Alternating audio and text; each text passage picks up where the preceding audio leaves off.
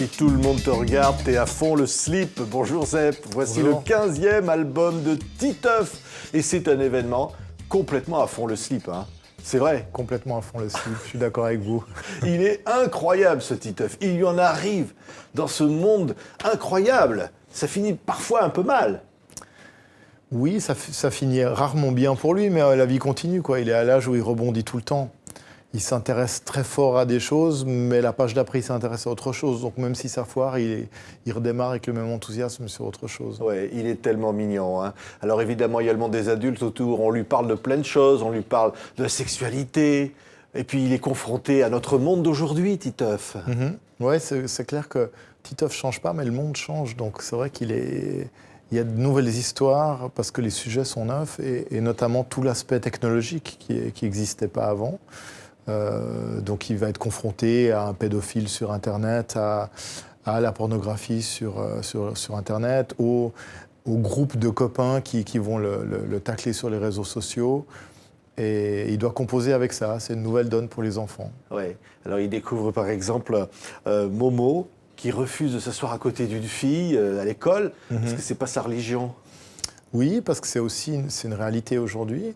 Et moi, j'ai toujours eu envie que Titeuf soit une bande dessinée contemporaine, qu'elle parle du monde. Je ne peux pas dire que c'est de la bande dessinée réaliste, mais pour moi, c'est important de faire une bande dessinée qui soit ancrée dans le réalisme. Donc, on parle de tout ce qui fait le quotidien. Et effectivement, cette mixité culturelle et religieuse aujourd'hui à l'école, c'est une donnée importante. Et je pense que c'est important de ne pas faire des dessins pour mettre les gens dos à dos, mais plutôt de rigoler de ça et d'essayer de vivre ensemble de la manière la plus légère possible. On rigole, mais on ne va pas raconter les gags parce que c'est un album qui fait rire. Alors, on va dire simplement que parfois, à l'école, on finit à côté de Puduc. Voilà, c'est pas la joie. Ça peut être un châtiment divin assez difficile. Ouais, c'est ce qui arrive à ce pauvre Momo. Ouais, on voit Madame Bigelon, parfois qui intercepte des lettres d'amour.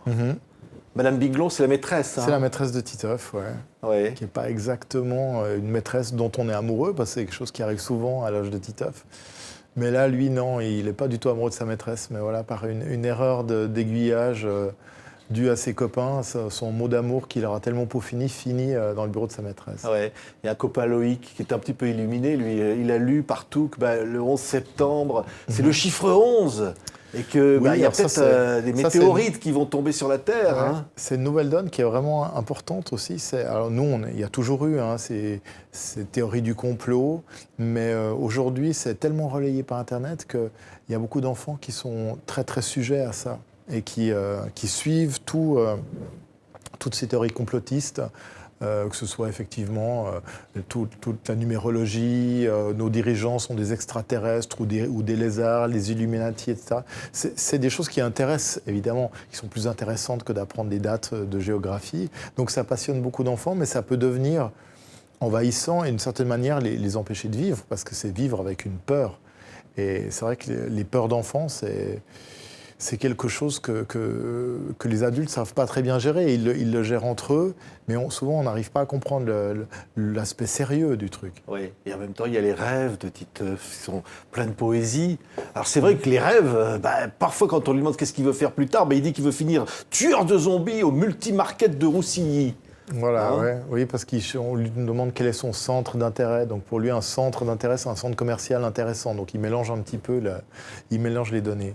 Oui, mais il y a toujours amoureux de Ramatou. C'est pas toujours facile à dire qu'on est amoureux quand on est un petit enfant. Hein. Non seulement c'est pas facile, mais en plus ça reste assez conceptuel. C'est-à-dire qu'il aimerait bien avoir une amoureuse pour pouvoir le dire à ses potes, mais en même temps il sait pas trop quoi faire avec. Enfin, c'est un âge où ça sert pas à grand chose en fait. On est amoureux, on imite les grands. Mais et en plus c'est une génération qui est très très soucieuse de sa propre image. Ils sont déjà vachement sur se montrer, montrer des photos d'eux. Enfin, ils ont déjà tous des centaines ou des milliers de photos d'eux. Donc, ils sont très soucieux de ça. Et être amoureux, avoir un amoureux, une amoureuse, ça fait partie aussi de sa place sociale à l'école. Et je pense que Titeuf, il est amoureux des filles parce que c'est plutôt un garçon romantique et aussi parce que ça fait bien à son âge, ça fait grand. Et ils ont tous envie d'avoir l'air plus grand que leur âge. Et alors, puis il y a des gags. Je disais, on rigole beaucoup. Parfois, c'est simplement parce qu'il faut amener des verres au lave-vaisselle. Il a toujours des astuces, hein. Mais Dès qu'il faut trouver une manière d'en faire moins, c'est le garçon le plus génial du monde. Il est prêt à mettre beaucoup d'énergie pour ne pas en dépenser. ouais, là, on voit une scène, c'est à la piscine, hein. Parfois, on se prend le maillot du copain pendant qu'on est en train de se changer, on se le prend sur la tête. Puis derrière, il y a le maître nageur. On ne dira pas ce qui peut arriver, mais bon, c'est un peu la honte. Hein. C'est un peu la honte. Ouais. Ah, c'est un peu la honte. C'est souvent parfois. la honte pour Titeuf. Mais la honte, c'est un très bon sujet de gag. Ouais. Et lui, il enchaîne les histoires. En fait, tout est important pour lui. Effectivement, il y a des histoires qui parlent de sujets contemporains, qui sont pour nous des sujets sérieux, comme le terrorisme, le Vigipirate, les dangers d'Internet. Mais pour lui, c'est pas plus important ça que savoir ce qu'il va manger à la cantine ou quels seront les effets du gratin de chou-fleur sur son intestin. Et tout ça l'intéresse, tout ça fait son quotidien. Ben justement, voilà. Mais là, on voit parfois, on en parlait. voilà, tout ça l'intéresse, mais... Hein. Voilà. Il va faire feu de tout bois, si je puis dire. C'est le cas de le dire. Hein. Mais alors, on parlait évidemment du monde contemporain. Un terroriste, c'est parfois quelqu'un qui va mettre un pétard dans du caca de chien. Hein. Oui, parce que la compréhension de Titeuf, elle est forcément complètement biaisée. En fait, on a souvent tendance, quand on est adulte, à imaginer que les enfants vivent dans un autre monde, qu'ils ne sont pas dans le même monde que nous. Donc il y a beaucoup de choses dont on peut les préserver. En tant que parent, hein, moi aussi, je vois avec mes enfants, je me dis « ça, j'ai pas trop envie qu'ils sachent ». On leur raconte pas forcément tout ce qu'on entend à l'actualité. Mais ils le savent très bien. Parce qu'ils l'entendent, ils le voient quand ils ouvrent leur téléphone, ils le voient sur les infos. Et puis, si jamais on avait réussi à les préserver un petit peu, leurs copains vont se charger de les briefer sur ce qu'ils ont manqué de l'actualité. Plus ça va être terrorisant, plus on va vouloir se le raconter à l'école, parce qu'on a besoin de comprendre. Le sujet le plus terrorisant restant ce qui les attend. Parce que leur avenir direct, c'est qu'ils vont devenir adolescents. Et ça, à l'âge de Titeuf, c'est assez terrorisant. Ouais. Mais alors, il est incroyable, Titeuf, parce que, évidemment, il voit la politique à la télévision, il se dit, après tout, je pourrais peut-être me faire élire à l'école. Mais alors, Oui. comme tous les bons politiciens, il fait des tas de promesses pour être élu.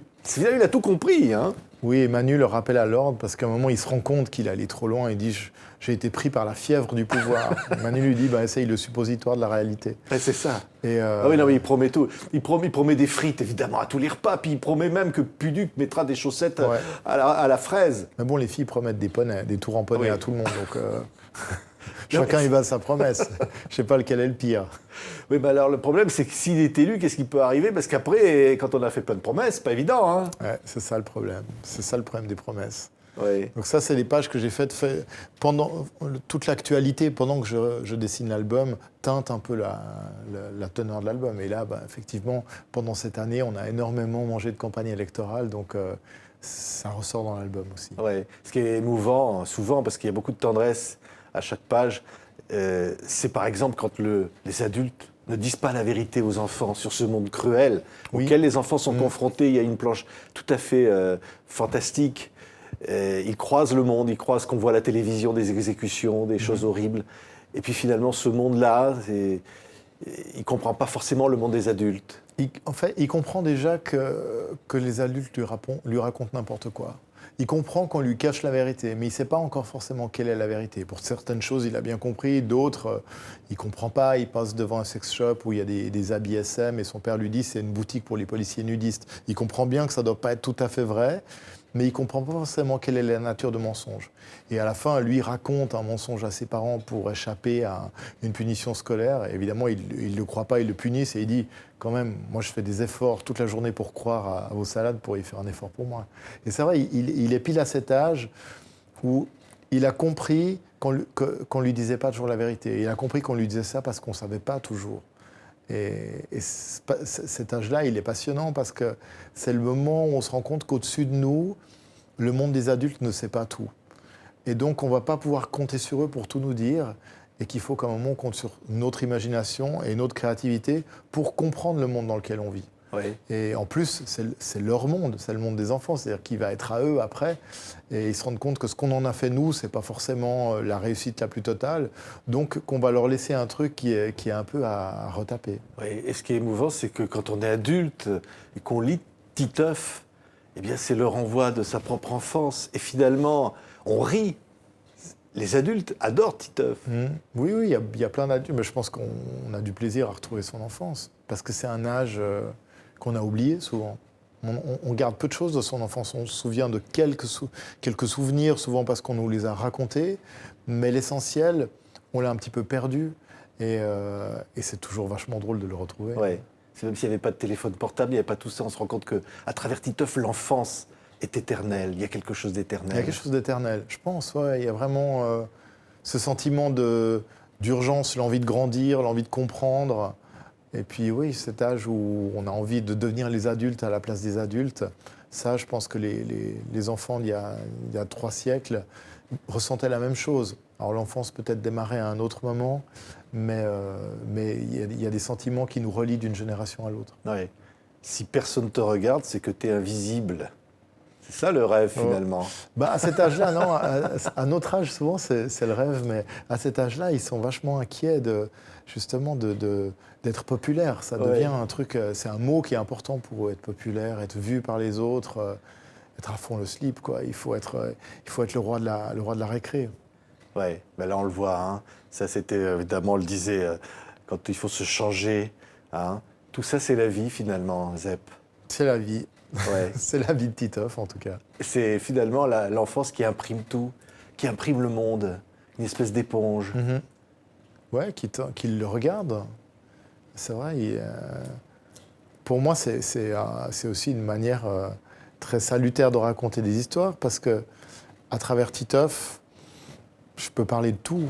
Il n'y a aucun sujet qui est tabou quand on est enfant. On peut parler de tout. Les enfants, ils ne vont jamais dire c'est pas convenable de parler de telle chose. Alors, devant leurs parents, c'est une autre histoire. Hein. Mais entre eux, plus un sujet est bizarre, plus un sujet leur paraît étrange, plus ils vont avoir envie d'en parler. Évidemment, plus ça va être une surenchère de théories de toutes sortes. Mais c'est une bonne manière de décrypter le monde. En grandissant, on devient beaucoup plus raisonnable, au fond. Quand il y a des choses qu'on ne comprend pas, on fait comme s'il les avait compris, parce qu'on n'a pas forcément envie qu'on sache. Titeuf, il n'en est pas là. Lui, de toute façon, il ne comprend pas grand-chose. Et je pense que c'est aussi pour ça qu'il a un public d'enfants. Il a aussi un public d'enfants, pas qu'à d'adultes, même plus d'enfants que d'adultes, probablement.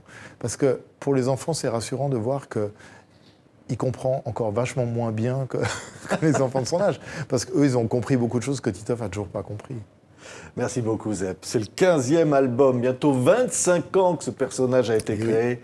Le Titeuf nouveau est arrivé. C'est un immense bonheur. C'est un des meilleurs albums depuis le début de la série. Merci beaucoup, Zep, d'avoir été avec nous.